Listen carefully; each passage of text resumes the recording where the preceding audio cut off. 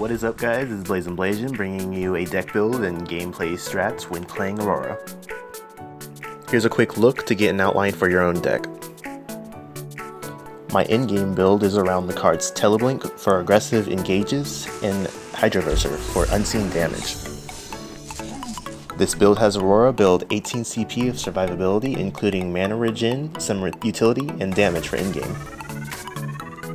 Starting items for me consist of 1 strike token and 1 healer token. This will give you enough sustain and damage for early game trades and farming the off-lane wife camp.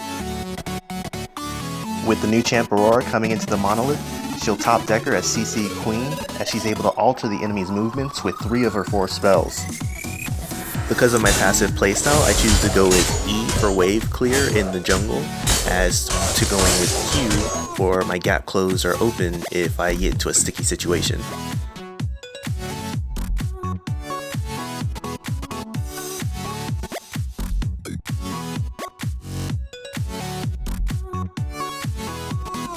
You'll notice that throughout the gameplay, I'll occasionally come back to these white camps next to offlane.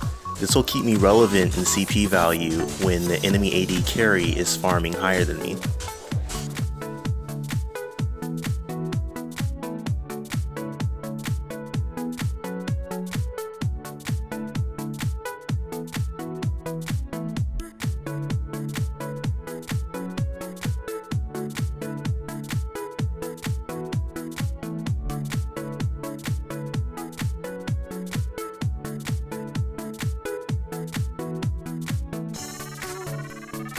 We're able to get credit on the first kill in the offlane as the Murdoch's overextended, and that will begin the snowball.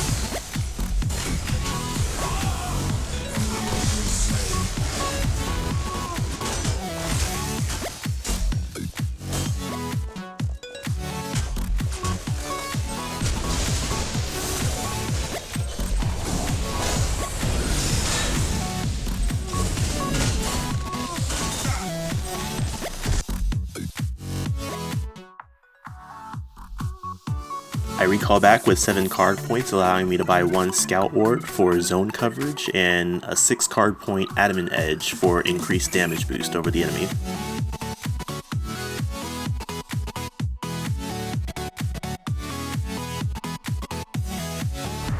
My team is needing assistance, so I roam mid and Glacial Charge in for the 3-man ultimate, ending up with a double kill on Quang and Faye.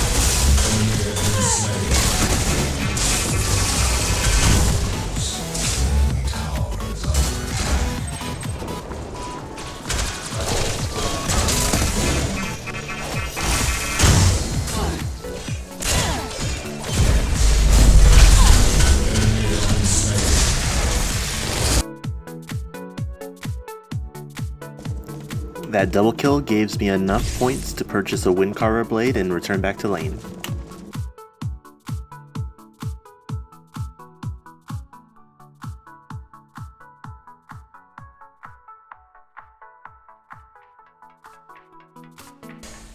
The enemy team is overextended and it looks like they don't have any wards, allowing our ally Faye to flank them. We end up getting a kill on Murdoch as the enemy Faye retreats.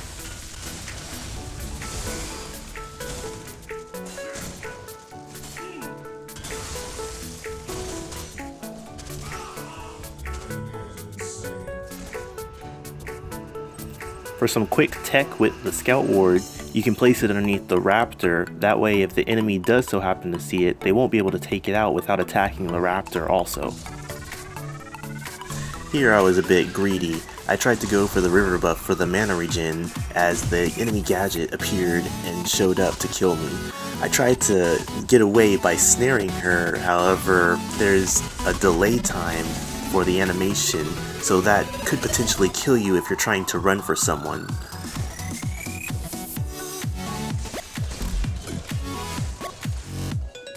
With that in mind, I complete my Windcarver blade and head back to lane.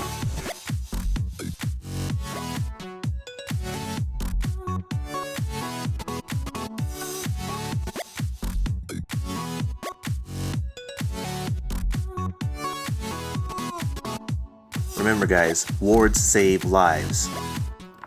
I managed to catch the enemy Murdoch recalling next to the tower. Unfortunately for him, all my cooldowns are up, so this is sure death for him.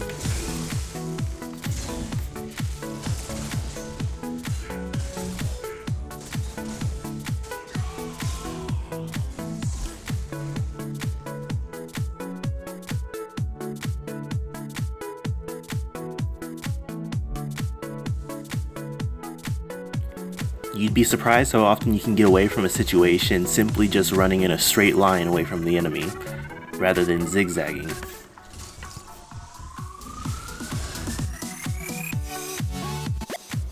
I used my 3 CP to upgrade my Scout Sword to a Shadow Ward and add a bump juice to my combat effectiveness.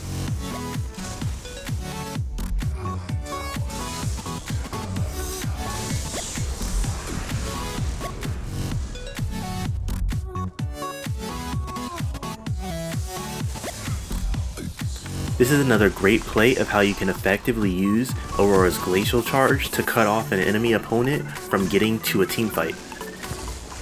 With this kind of tech in mind, you can use this to effectively cut off entire teams in the jungle, making big plays from such a simple utility move. I use Frozen Simulacrum to dodge the Decker ult and continue pursuit on the Fae. This ends up being a double kill on our Murdoch. This is a fatal mistake by the enemy team here. They're under the impression that they're ahead, however, this is the phase of the game where we group up.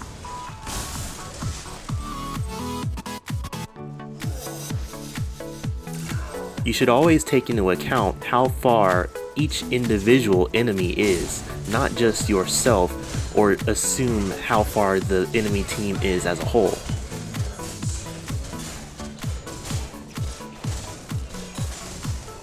The enemy team didn't take into consideration that we just got a double kill on them, and they just keep falling in line one at a time here to their deaths. Remember that the river buff spawns at every odd minute of the game, starting at 3 minutes in. At this point, I look to take advantage of the enemy death timers, so I go to get the river buff, which provides me a shadow buff. I lurk in Decker's shadows as I wait for the ally Serath to come in for the easy 2v1 kill. Unfortunately, the enemy Fae was around to react to the situation. She ults pulling in Serath to her death, and luckily for me, I was able to use my Glacial Charge to escape.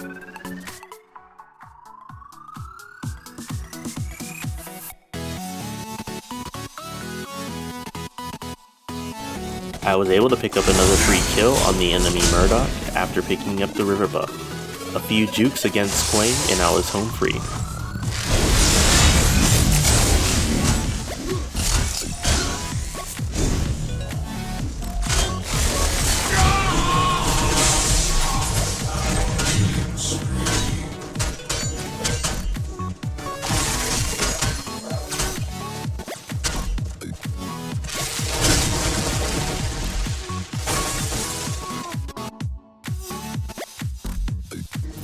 So this deck has a Thunder Cleaver in it.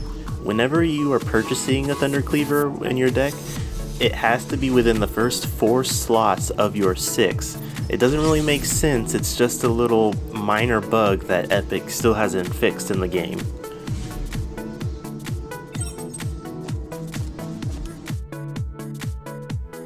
So this is what happens when you try invading the enemy jungle without wards, especially when you're behind. Remember, wards save lives.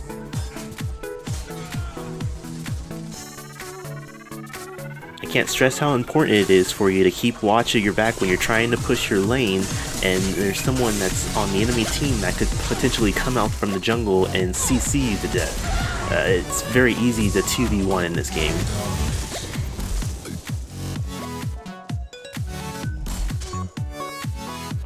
Take note of this play as how I attempt to root the out-positioned Fae.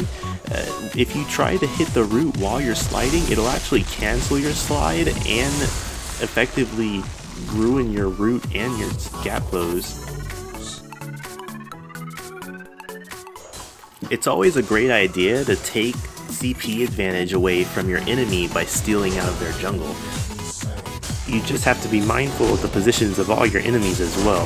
If you get caught out and die, this won't be an advantage at all.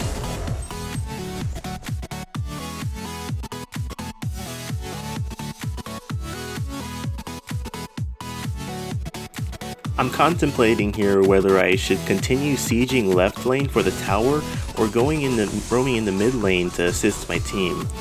Fortunately, I choose the right choice by sieging the tower, as my team is already fairly well ahead to handle their fight on their own. Our ally Faye picks up the Black River buff, and we group up looking for a team fight.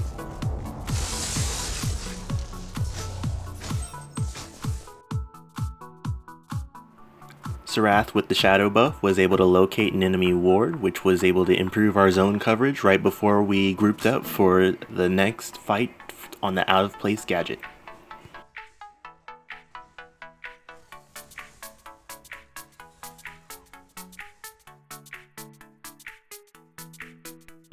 This poor Murdoch just can't catch a break.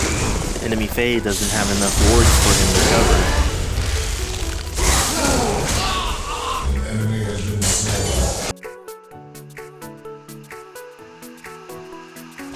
Remember that river buff spawns at every odd minute of the game. Be sure to capture it, that way the enemy team doesn't have an advantage over you.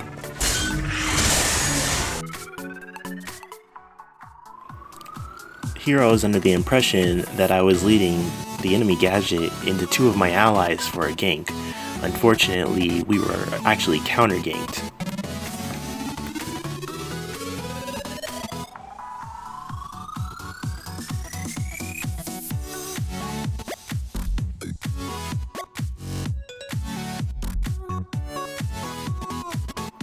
In hindsight, I should have ran to the outer edges of the map and followed the lane back to the fountain rather than zigzagging through the jungle in hopes of escaping. Also, once I had died, I'd realized I had 15 CP to spend. Typically a good rule of thumb to use when you're in the game. You want to go back when you have around 6 CP, that way you can get the most out of those stats and use it against the enemy.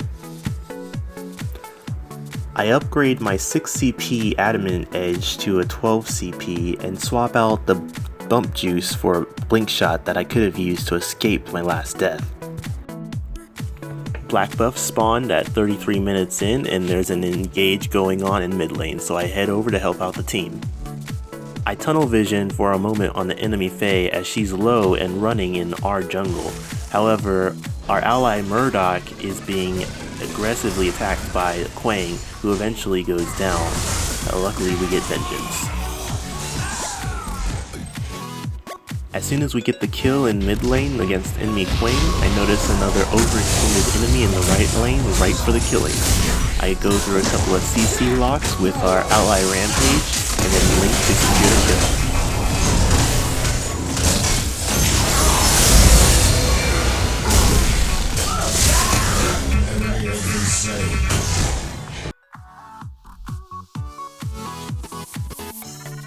I roam over towards the river buff spawns as it's getting close towards the 35th minute of the game, as the enemy Faye is waiting for that very buff. I get into a bind as the enemy team quickly flank me. With quick reaction, I glacial charge towards the raptor camp and go over the wall to my escape towards the base. I'm not out of the fray for long, as Gadget and her enemy team are quick on pursuit still. I line of sight them around the pillar, use Hoarfrost so they take longer time to get around that very pillar, and about time they're able to see me, I glacial charge away, encasing them into the jungle and escaping through mid lane. Our ally Murdoch gets caught out, so I quickly assist him by glacial charging in for my ultimate, which hits 2 enemies, and then I Hoarfrost and leap out so I can get the easy double assist. With 10 CP to spend, I recall back and replace my Windcarver blade with a Berserker drive and swap out my expired blink for a Teleblink.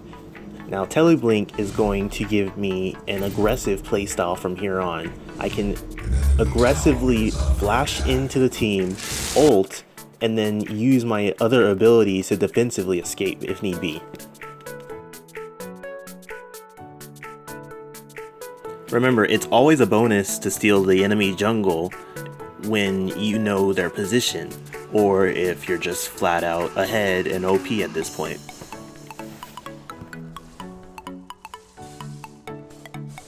The enemy Quang is still trying to engage me here, but I land a few auto attacks and hella juke him. As for Murdoch, I could have had to jump on him sooner.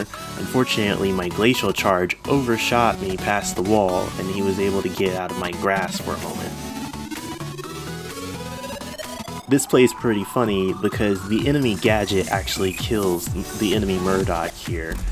The gadget bomb explodes, destroying my overshield, and the overshield explodes when that's destroyed, effectively killing Murdoch by the enemy's hands.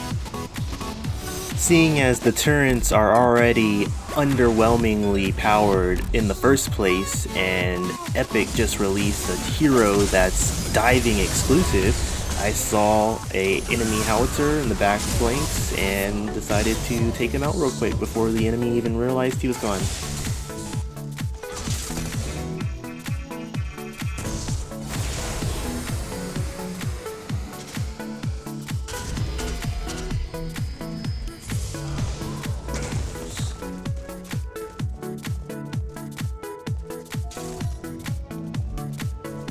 At this point, we're approaching the clip that was at the beginning of the video.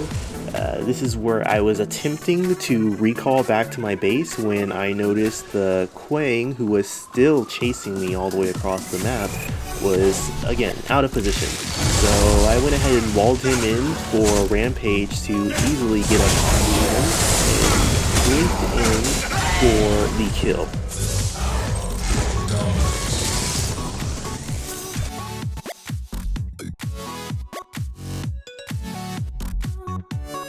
One of my teammates had pinged that they wanted to initiate Orb Prime or kill it. I thought it might have been a little bit of a risky play. However, we did have 2 people on the other team down, so even if they were aware that we were doing this, by the time they got to us, we would kill it and that would be game because we would just wipe them up on the floor there. If I had played this play a little smarter, I would have stuck on Orb Prime, seeing out as it was just one howitzer. He has to stay back in order to effectively play. We need to try to get the last hit on OP if it's getting that close to low health. Otherwise, if he steals that, they could come back and win the game for themselves.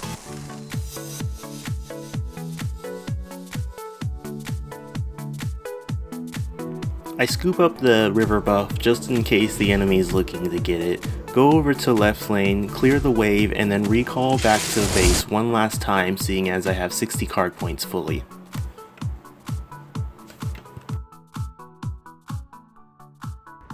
With the Orb Prime buff fading, I go over right lane to assist my team. I flank the enemy Howie yet again and kill him immediately with my ultimate. And then from there, I go over to the gadget and kill her off quickly with the assistance of my team.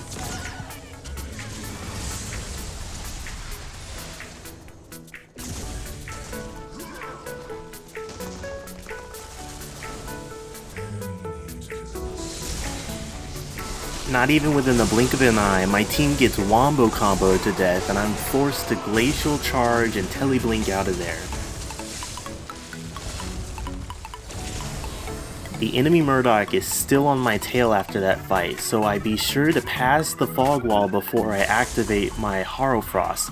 Doing so will leave the Harrowfrost wall in the fog of war as well, so the enemy Murdoch will hit the wall before he even passes the fog of war, being unable to see me at all to auto attack, letting me get away clean.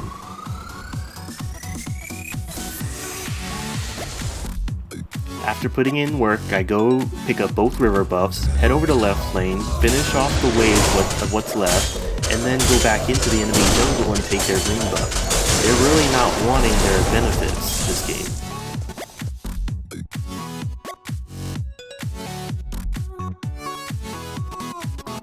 After a little more wave clear, I go back into the river, take the red buff, and come back to lane only to find Murdoch overextended yet again. Take note in this play that enemies are able to jump over your wall for Herefrost. So just keep that in mind when you see people that are on ledges higher than you. You want the higher ground when you're playing this character.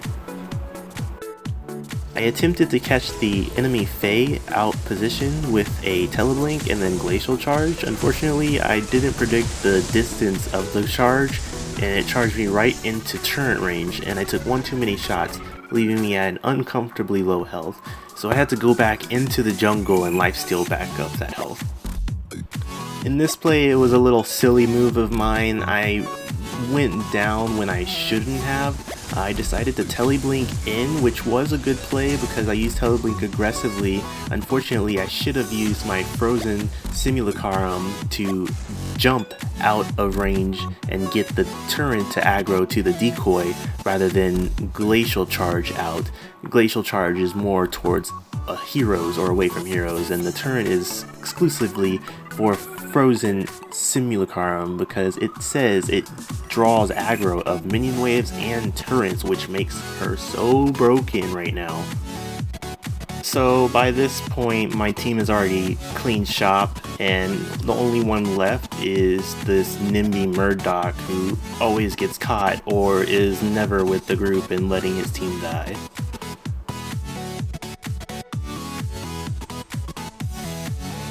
And then you see me throw a surrender vote here, knowing for a fact that we have won at this point.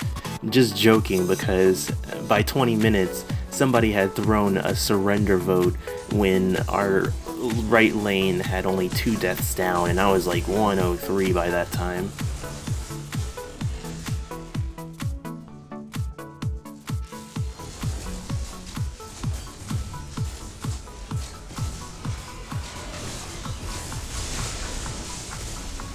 And if you've stuck this far with me, I'd like to thank you very much. It means a lot to me that you have stuck around. I'd like to thank you for listening to my tips and tricks on how to play Aurora, the new champion in Monolith, and I think version 0.34, if I'm not mistaken.